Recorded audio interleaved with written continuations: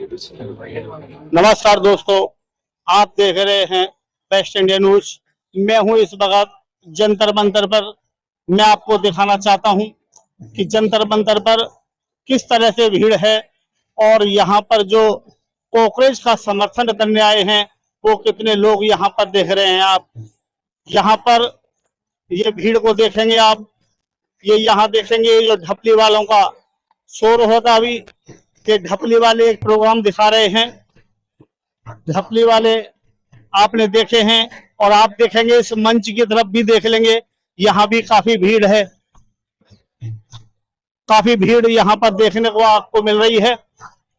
ये देखिए, ये जो पेपर लीक हुआ है उसके लिए मिनिस्टर धर्मेंद्र प्रधान का इस्तीफा मांग रहे हैं और कह रहे हैं कि जिस दिन इस्तीफा दे देंगे उस दिन हम यहां से चले जाएंगे।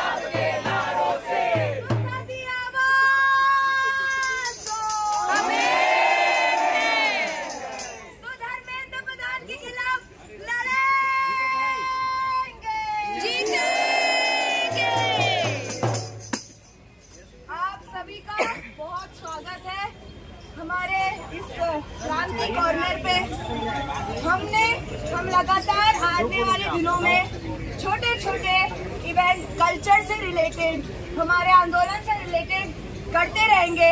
आज हमारा पहला दिन है और हमारे साथ जुड़े हैं हमारे कॉमरेड सुधन्ना देशपांडे। हम आपका स्वागत करते हैं। और कॉमरेड ने कई सारे, आप लोग को जानते होंगे, कई मूवीज देखी होंगी जैसे जवान, मद्रास कैफे, पिंक। तो साथी ने उन मूवीज में अपना योगदान दिया है, उसने एक्ट किया है। साथी एक एक्टर है, एक कल्चरल एक्टिविस्ट है, एक थिएटर आर्टिस्ट है। जन नाट्य मंच का आपने नाम सुना होगा। जन नाट्य मंच ने कुछ ही दिन पहले यहीं पे एक अपना नाटक प्रस्तुत किया था और आपने उनको देखा था। साथ ही जन नाट्य मंच से हमेशा से जुड़े हुए हैं और वाम प्रकाशन लेफ्ट वर्ड का जो पब्लिकेशन है उसके एडिटर रहे हैं। तो हम साथी का स्वागत करते हैं और आज हमने इनको बुलाया है इस बात पे हमें अपना व्यूज देने के लिए और इस बात पे बात करने के लिए कि डफली गैंग जो हमें कहते रहते हैं, हमें बोलते हैं दहशतगर्द, डफली गैंग। तो इस डफली गैंग का क्या मसला है, क्या खुलासा है, तो हमारे साथी आज हमारे सामने अपनी बात रखेंगे। शुक्रिया, बहुत बहुत। मैं आप सबको बधाई देना चाहता हूं जो इतनी बड़ी संख्या में इतने बहादुर नौजवान यहां पर मौजूद हैं और किन मुद्दों के लिए आप लोग आए हैं, क्या आपकी मांगे हैं, ये मैं भी जानता हूं, आप भी जानते हैं। तो मैं इस सब के ऊपर नहीं बोलने वाला। बात है डफली गैंग की, बात चल रही है आजकल। अब डफली से किसी को क्या नफरत हो सकती है, डफली से किसी को क्या डर लग सकता है, मुझे नहीं समझ में आता। भाई डफली तो बड़ी अच्छी चीज है, ताल पे बजती है। बेताला लोगों को वो शायद पसंद नहीं आती। जिन लोगों की जिंदगी में सुर ताल की थोड़ी कमी है उनको डफली से डर लगता है। ऐसे लोगों को बहुत सारी चीजों से डर लगता है। डफली के गोल होने से भी इनको डर लगता है, क्योंकि डफली जब गोल है तो हमें याद दिलाती है कि दुनिया भी गोल है और इस गोल दुनिया में बहुत सारी चीजें गोल हो रही हैं आजकल। मैं आपसे राजनीति की बात करने नहीं आया हूं। आज मैं आपसे खेल कूद की बात करने आया हूं। बहुत से नौजवान हैं यहाँ पर। अभी मैंने किसी को उस तरफ देखा था, रोनाल्डो का टी शर्ट पहने हुए 7 नंबर का। वो साथी हैं यहाँ या नहीं मैं नहीं जानता। नीले रंग का टी शर्ट था रोनाल्डो का। अब रोनाल्डो साहब की तो छुट्टी हो गई वर्ल्ड कप से, वापस लौट गए वो, लेकिन अभी वर्ल्ड कप तो चल रहा है। तो मैं आपसे ये, जैसे डफली गोल है, दुनिया गोल है, फुटबॉल भी गोल है। और जो लोग फुटबॉल देखते हैं, जो लोग आजकल क्या कुछ चल रहा है वर्ल्ड कप में उसको फॉलो कर रहे हैं, वो समझेंगे कि ये दुनिया कितनी गोल हो चुकी है और कितना इसको सीधा करने की जरूरत है। मैं आपको कुछ मिसालें देता हूं। अभी ईरान की टीम वर्ल्ड कप से बाहर हो गई। ये वर्ल्ड कप से बाहर क्यों हुई? 3 मैच खेले, तीनों मैचों में हारे नहीं, तीनों मैच ड्रॉ हुए। जो तीसरा मैच था उसमें आखिरी मिनट में आकर के गोल भी इन्होंने दागा जिससे मैच जीत जाते। रेफरी ने कहा नहीं नहीं नहीं, ये गोल हम नहीं मानेंगे, उसको नकार दिया गोल को। अब ये गोल को नकारने का क्या चक्कर है? वो गोल अगर नहीं नकारते तो ईरान अगले राउंड में पहुंच जाता। जो प्रिलिमिनरी राउंड थे वहां से राउंड ऑफ 32 में पहुंच जाता ईरान। और ये इनको बिल्कुल गवारा नहीं था। क्यों नहीं? क्योंकि आप जानते हैं ईरान के ऊपर हमला किया अमेरिका और इजराइल ने मिलकर के। हमारे यहाँ अगर किसी से पूछो भाई क्या चल रहा है, कहते हैं जी वो स्ट्रेट ऑफ हॉर्मुज को रोक दिया ईरान वालों ने, उसकी वजह से हमारे यहाँ पर पेट्रोल के दाम बढ़ गए, बहुत दिक्कत हो रही है। किसका दोष है ये? किसने रोका स्ट्रेट ऑफ हॉर्मुज से शिप्स को आने जाने के लिए? ईरान के ऊपर ये नौबत क्यों आई? क्योंकि डोनाल्ड ट्रंप ने ये किया, उसने हमला किया। डोनाल्ड ट्रंप के पीछे कौन खड़ा है?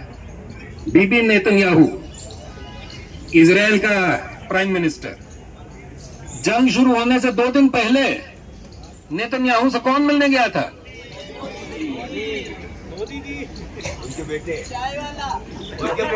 मोदी जी को वहां पर एक मेडल दिया गया था। आप जानते हैं, एक मेडल मिला था उनको। ये मेडल ऐसा है जो टोटली फर्जी है, नकली मेडल है। आज तक इजराइल ने ये मेडल किसी को नहीं दिया और हमें यकीन है कि आज के बाद भी किसी को नहीं देंगे, क्योंकि जो मेडल मोदी जी को मिला है वो कोई और लेने के लिए राजी होगा या नहीं होगा हमें नहीं मालूम, है ना। लेकिन खैर, अब ये फीफा जो वर्ल्ड कप कर रहा है, फीफा वालों ने भी एक मेडल दिया। वो किसे दिया? ट्रंप को दिया। ट्रंप को चाहिए था नोबेल प्राइज, पीस प्राइज चाहिए था उसे। जब पीस प्राइज नहीं मिला तो फीफा ने बोला कि हम दे देते हैं आपको पीस प्राइज। ऐसी क्या बात है? तो एक नया सा एक पीस प्राइज उन्होंने आविष्कार किया और वो दे दिया ट्रंप को। अब ये सारी बात क्यों हो रही है? बात यह है कि अमेरिका और इजराइल ने मिलकर के जिस देश के ऊपर हमला किया, वो देश अगर वर्ल्ड कप में आगे बढ़ेगा तो इनकी नाक कटेगी। और इनको बहुत डर लगता है इस बात से। ईरान की टीम 3 मैच खेली और तीनों मैच में नहीं हारी। ये कितनी बहादुरी की बात है, ये समझना बहुत जरूरी है। ईरान के साथ क्या क्या नहीं किया इन्होंने, कितनी साजिशें की। पहले तो कहने लगे इनको आने नहीं देंगे, फिर कहने लगे अच्छा ठीक है देखते हैं आएंगे कि नहीं आएंगे। इनको वीजे मिले 10 दिन पहले, वर्ल्ड कप शुरू होने से 10 दिन पहले इनको वीजे मिले अमेरिका में आने के लिए। जो टीम के वीजे थे उसके अलावा जो उनका स्टाफ होता है पूरा, जिसमें डॉक्टर होते हैं, फिजियोथेरेपिस्ट होते हैं, ये वो वगैरह और लोग होते हैं, उनमें से 15 लोगों का वीजा मिला ही नहीं। जो उनके मैनेजर थे उनका वीजा नहीं मिला। फिर इनसे कहा कि भाई आपका बेस जो है वो अमेरिका में नहीं हो सकता, आपको मेक्सिको में रहना पड़ेगा। हर बार मैच खेलने के लिए अमेरिका आइए और मैच खत्म होने के 1 घंटे बाद प्लेन में बैठिए और वापस जाइए। अब आप सोचिए, फुटबॉल का मैच खेलना कोई मजाक नहीं होता है। हर मैच खेलने के बाद में हर खिलाड़ी के लगभग 4 से 5 किलो उनका वजन कम होता है मैच के बाद। मैच से पहले और मैच के बाद अगर उनका वजन लें तो आप देखेंगे, एवरेज बता रहा हूं आपको, ये 4 से 5 किलो एवरेज वजन कम हो जाता है। इतना एफर्ट लगता है फुटबॉल खेलने में। अब ये कह रहे हैं कि मैच खत्म करके उसी दिन रात को आपको वापस जाना है मेक्सिको। फिर कई टीमें ऐसी थी जिनको इतना